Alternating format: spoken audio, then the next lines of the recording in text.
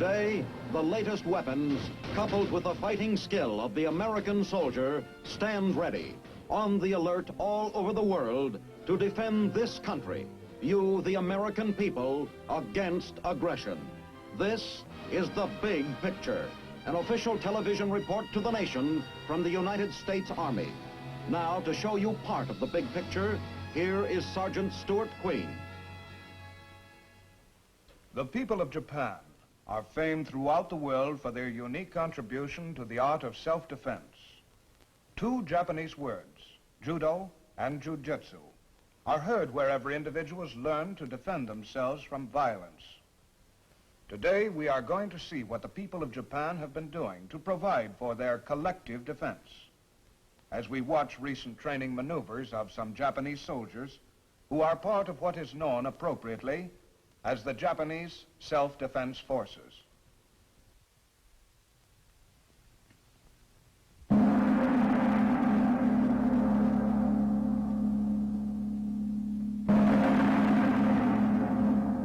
The keynote of Japanese life is tradition. This most modern of Asian nations is also the land where ancient lore and manners are venerated more, perhaps, than anywhere else in the world. To make the dead past an integral part of the living present has always been a unique Japanese gift.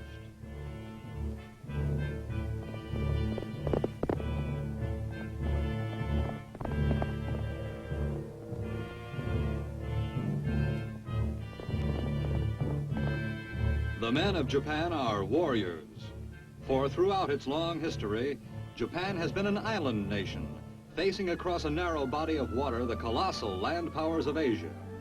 In the past decade, this immutable geography has thrust them into the vanguard of the free world struggle against totalitarian imperialism. It was not always so. Scarcely more than 10 years ago, Japan was herself reaping the fruits of unsuccessful imperialism.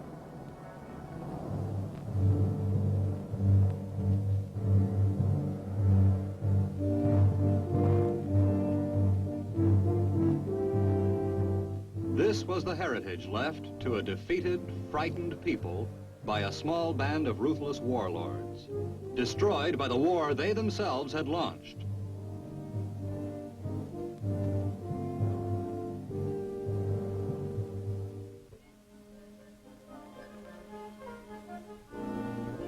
With American occupation, the Japanese people soon discovered that there are other ways of life and other kinds of armies.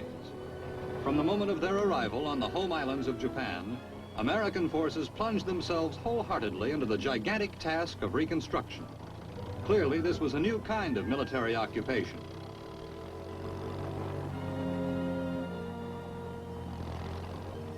Thus encouraged, the Japanese people themselves soon went to work.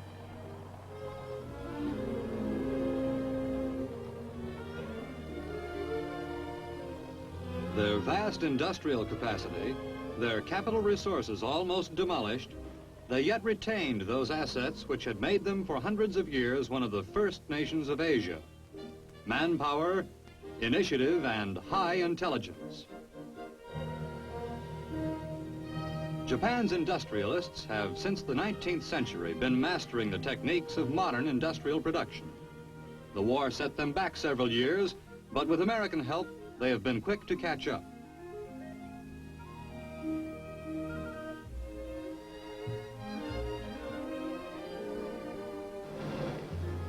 During the post-war period, Japan's industrial redevelopment was aided immeasurably, not only by United States government cooperation, but also by technical and investment assistance from some of America's leading industrial concerns.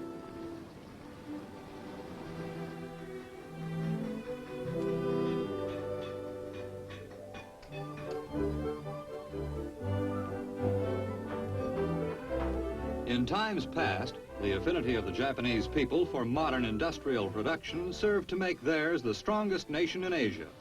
With the redevelopment of industrial capacity, the rebirth of Japanese heavy industry, this small island nation is again demonstrating that she is unsurpassed in all Asia in knowledge of mass production methods. Shipbuilding is a major part of Japan's heavy industry. Its post-war revival was essential if Japan were to again possess a merchant fleet to carry her exports to world markets.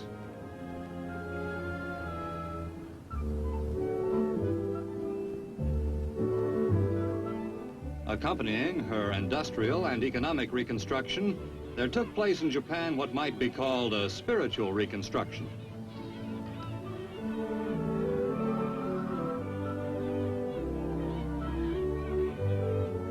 From his former enemy, the Japanese man in the street began to learn what it means to be free, to no longer cringe in the presence of authority, to see the policeman and the soldier come as friends, not as the instruments of tyrannical oppression.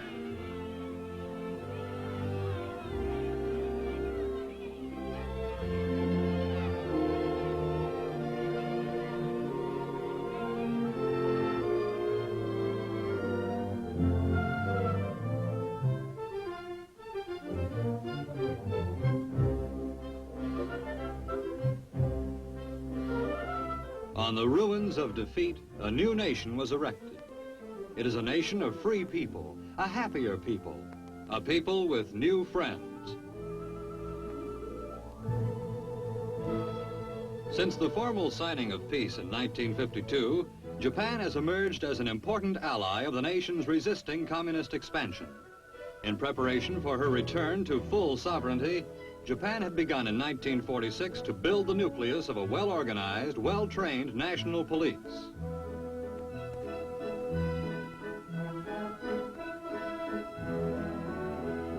The science of judo belongs in the repertoire of all good policemen. Japan is perhaps the one place where this art comes naturally.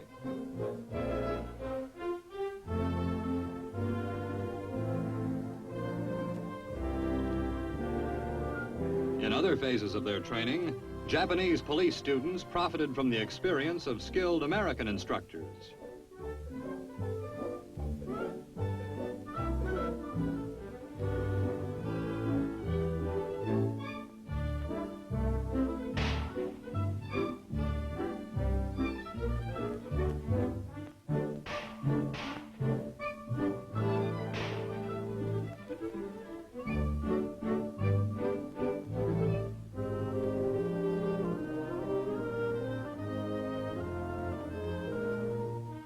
From this small post-war police corps was destined to grow the tightly organized and well-drilled Japanese self-defense force. Today, this self-defense force is a modern military organization. Not the old Japanese army of shaved heads and inhuman subservience, but a new army whose members are both soldiers and citizens of a free and democratic nation.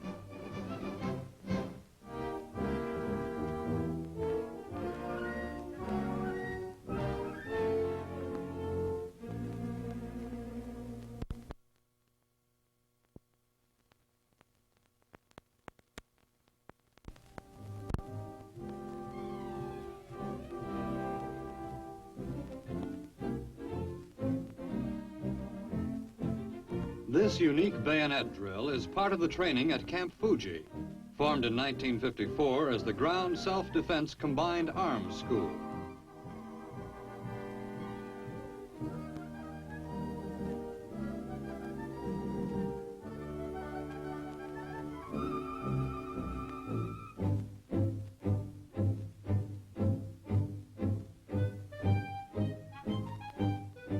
Camp Fuji also provides instruction with artillery and armor.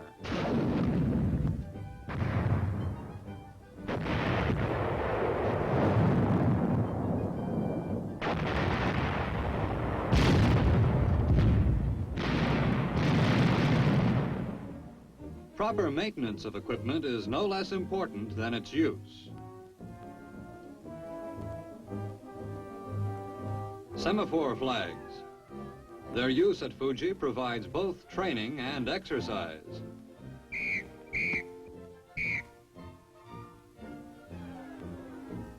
This is pure exercise. Volleyball, one of the many sports at which the Japanese excel. 700 miles southwest of Tokyo is Camp Kashi. Here, members of the Japanese Ground Self-Defense Forces are trained as paratroopers by members of the United States 187th Parachute Maintenance Company. The training is a joint operation between the United States and Japanese governments.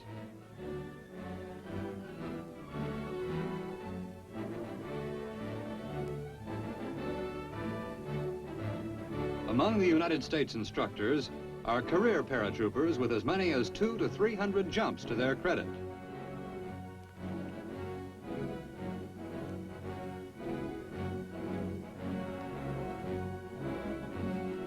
Paratroops, a development of the last war, have added a new dimension to military science and tactics. With airborne forces operating in cooperation with regular infantry, the military commander may now strike at the enemy's rear by means of what soldiers call a vertical envelopment, a rain of men and weapons from the sky. Naturally, those who participate in such an operation require a high degree of skill and training.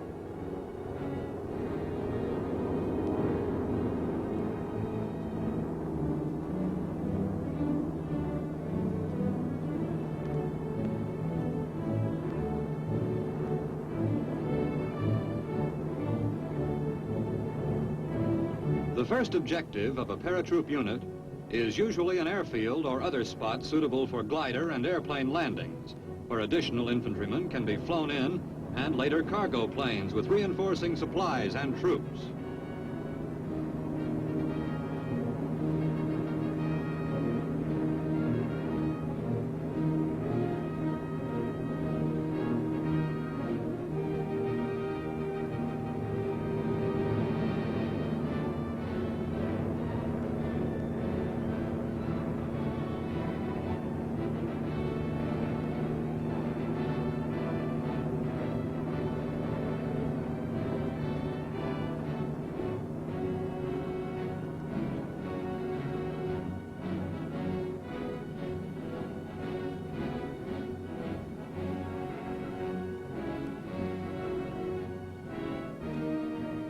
There is more to it than learning to jump from an airplane. Troops dropped in this manner find themselves spread out over a large area. Part of their skill consists in their ability to reassemble speedily into organized fighting units.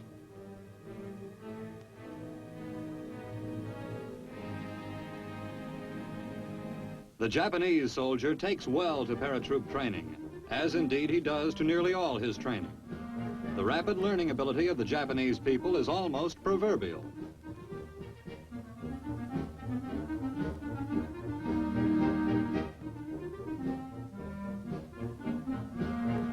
The training period at Kashi, which we have here seen, lasted 2 weeks. Of the 96 students who started the course, 92 finished with honors. Those who failed did so only because of disablement due to minor injuries incurred early in the program.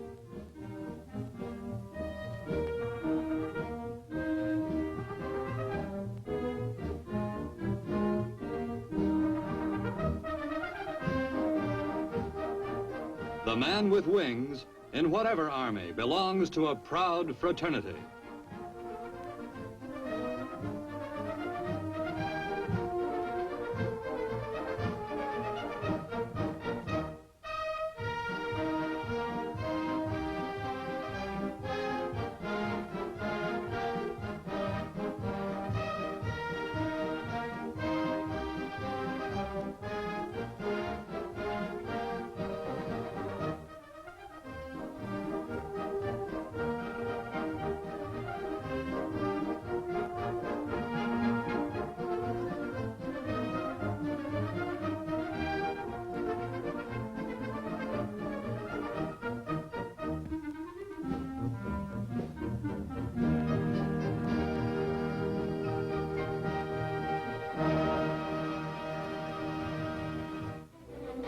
Not far from Camp Fuji, we see a slightly different kind of military rehearsal. American military advisors join members of the General Staff of the Self-Defense Forces, 3rd and 4th Divisions, in something known as a paper war.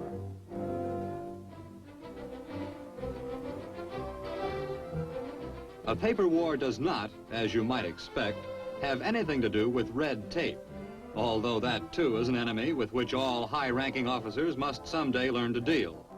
The kind of paper war we are witnessing here is a common device used by military commanders to study tactical and logistical problems. A commander's ability to resolve these problems properly and quickly is what will in the end decide whether the courage of his men shall result in victory or merely a futile sacrifice.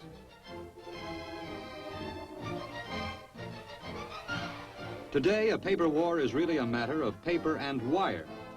For communications between headquarters and combat areas are another essential ingredient of success. Some things are the same in every army. The menu may be slightly different, but an army still travels or rehearses battles on its stomach.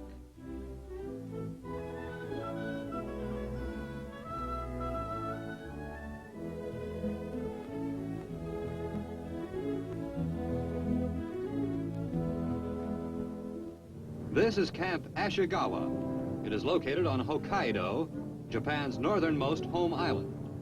Here we find the 2nd Division of the Ground Self-Defense Forces Northern Corps. Among the units in training at Ashigawa are the Self-Defense Force Engineers.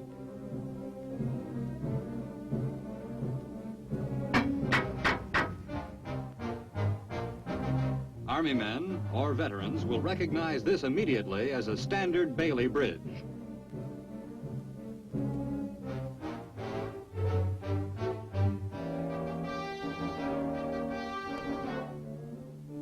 Few things test an Army's ability in the field to a greater degree than does the need for quick construction of heavy-duty bridges.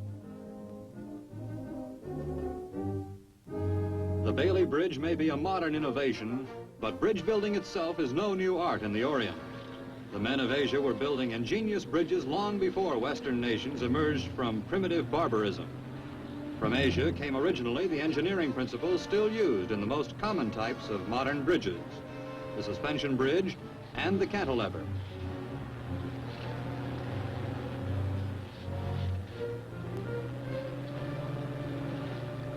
Also at Ashigawa, officers of the 2nd Signal Unit working out a map reading exercise.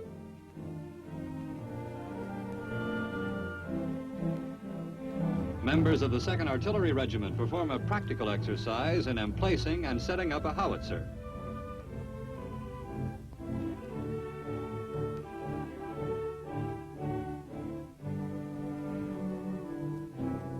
The howitzer is a relatively small, very mobile artillery piece, extremely valuable to front-line infantry troops.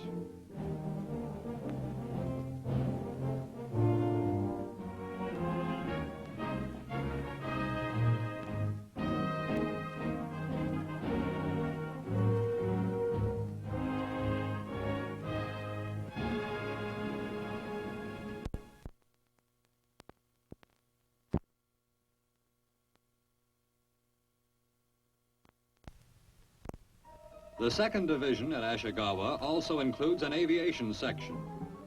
This is a demonstration of emergency procedures for sending and receiving messages from ground to air.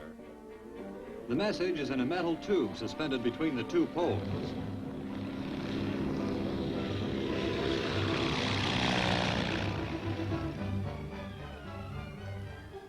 Another installation of the burgeoning self-defense force was inaugurated early last year in northern Honshu. This is Camp Tragajo.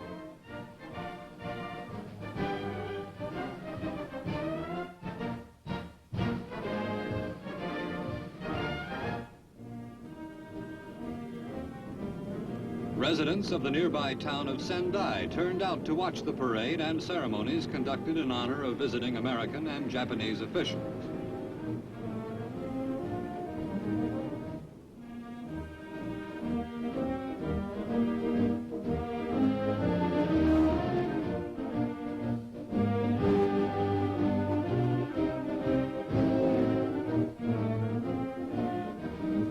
For the ceremony were numerous high-ranking Japanese officers, along with United States Generals Orlando Troxell and Herbert Vander.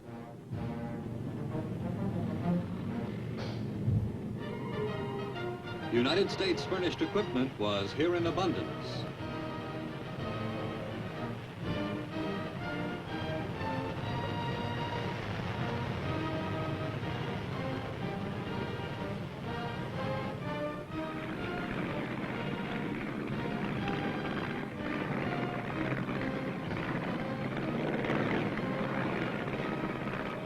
Rumoi, a town of some 30,000 on the west coast of the island of Hokkaido.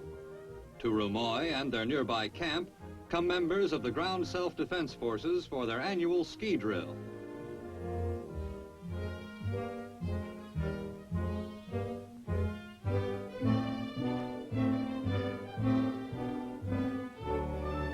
Ski troops are another of those units which, like paratroops, seem to constitute a special fraternity within whatever military organization they are a part.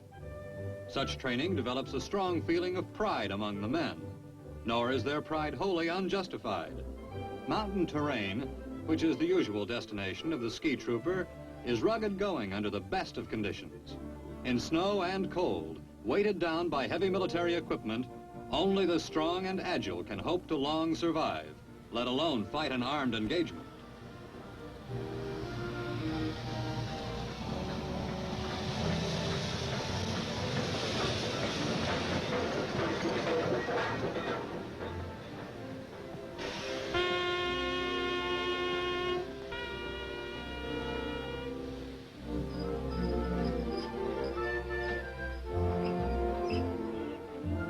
The winter maneuvers on which the men are now embarking will last 4 days and cover intensively every phase of military skiing.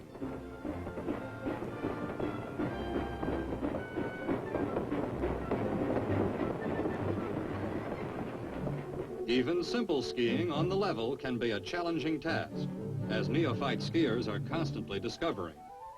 The same sliding action of the ski which enables an expert to travel at great speed makes it hard for the beginner to move at all.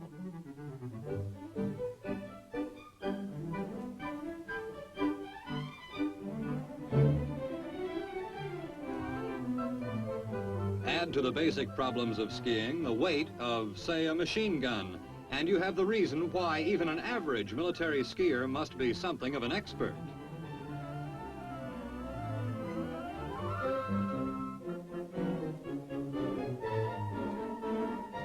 The herringbone, which every skier recognizes as the fastest method for climbing a hill on skis, and also the most exhausting. The name of this technique is derived from the peculiar herringbone pattern formed by the skis on the snow.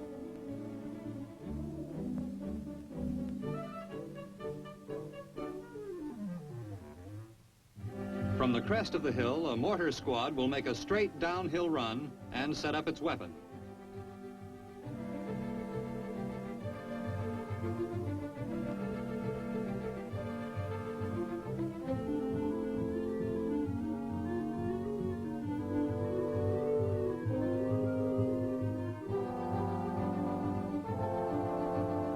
With snow, part of the problem is digging down to a firm, steady surface for mounting your weapon.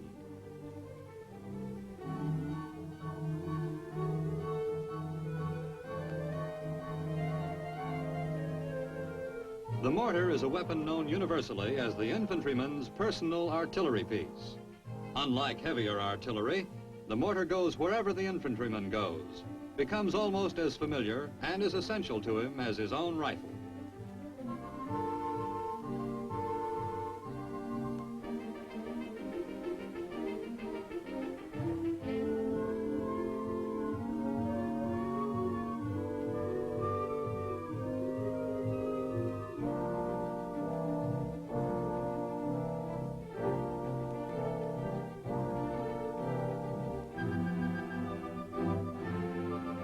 The heavy machine gun squad repeats the same maneuver, a straight downhill run on skis, followed by rapid emplacement of their weapon.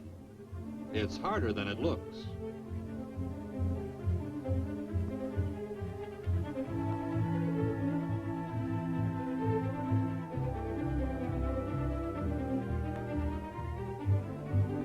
Infantry on skis. Their mission is what an infantryman's mission has always been: to engage the enemy at close quarters and capture or destroy him. But fighting on skis requires certain specialized skills, tricks of the trade which even an expert skier must learn. How many skiers, for instance, can handle their ski poles and a heavy caliber rifle at the same time? The Japanese Ground Self-Defense Force is not a large organization, but it is a well-trained one, ready to serve as the nucleus for a first-class military unit should the need ever arise. These men are receiving the best instruction the Japanese and United States governments jointly can provide. Here is General Ned D. Moore, Chief of the Army Section of the United States Military Assistance Advisory Group. Selected Japanese officers undergo formal training in service schools in the United States. These students return to serve as instructors in their own service schools. Further, many ground self-defense force personnel receive training with U.S. forces in Japan.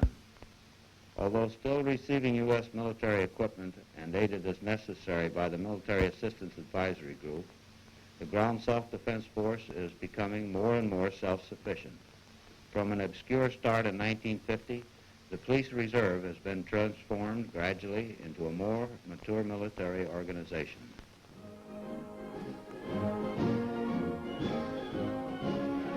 The Ground Self-Defense Force is a different army from that which paraded through Japanese streets in the days of the old imperial power. An integral part of a new and democratic Japan. It is an army whose first duty is defending the newfound freedom of the ordinary Japanese citizen.